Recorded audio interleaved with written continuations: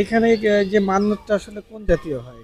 মান্যত দেখা যাচ্ছে অনেকে নিয়ত করে যে আমারও একটা বাচ্চা হলে আমি এখানে মুখিবাদ দিয়ে নিয়ে যাব, বা অনেক অনেক বড় ধরনের অসুখ বিসুখ হলে মানুষই নিয়ত করে যে আমি এই অসুখটা যদি আমার ভালো হয়ে যায় তাহলে আমি এখানে একটা ছাগল দিয়ে যাব, কি একটা মুরগি দিয়ে যাব, কি টাকা দান করব, এরকম আচ্ছা, এই ধরনের। মসজিদটার বর্তমান দেখভাল কি স্থানীয় কোনো কমিটি দ্বারা হ্যাঁ নিয়ন্ত্রিত হচ্ছে, নাকি প্রশাসনের পক্ষ থেকে এর কোনো নিয়ন্ত্রণ সংস্কার বা অন্যান্য কাজে সহযোগিতা পাওয়া যাচ্ছে? মানে সংস্কারের কাজটা সরকারের থেকেই করায়, আর স্থানীয় কমিটি আছে, কমিটি দেখভাল করে। আচ্ছা, আমরা এখানে দেখতে পেয়েছি যে প্রত্নতত্ত্ব বিভাগ এটা দেখভাল করছে। আসলে তারা কতটুকু এখানে দেখভাল করছে, নাকি শুধু নেম প্লেটের নামে মাত্রই তারা আছে, যদি একটু স্থানীয় হিসেবে জানতে মানে চাই। পুরাতত্ত্ব ডিপার্টমেন্টে আপনার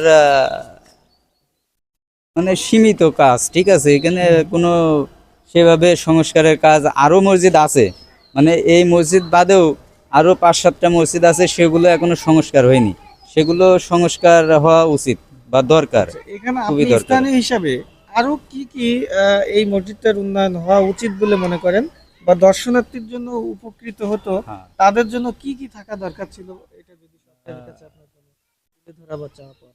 মানে এখানে যে সমস্ত মানুষ আসে, এই বারোবাজার ইউনিয়নের ভিতরে 12টা মসজিদ আছে, এই মসজিদগুলোর ভিতরে 5-7টা সংস্কার হয়েছে, প্লাস 5-7টা সংস্কার হয়নি।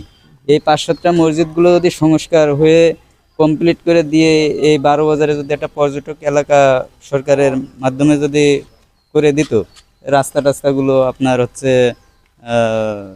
উন্নয়নমূলক, দেখা যাচ্ছে কি যে কিছু মহিলাদের নামাজের আলাদা ব্যবস্থা, এই ধরনের কাজ করে দিলে সব থেকে ভালো হতো। আমরা দেখতে পাচ্ছি সামনে একটা যে দিঘি বা পুকুর, জি। এটার সাথে এই মসজিদের কোনো হ্যাঁ, সম্পৃক্ততা আছে আছে কিনা? আছে।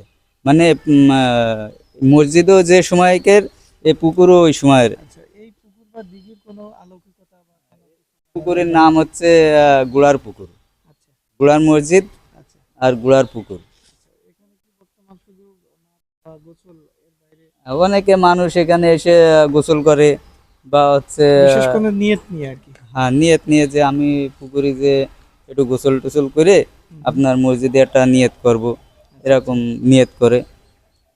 আর এমনি পুকুর আপনার মালিকানা,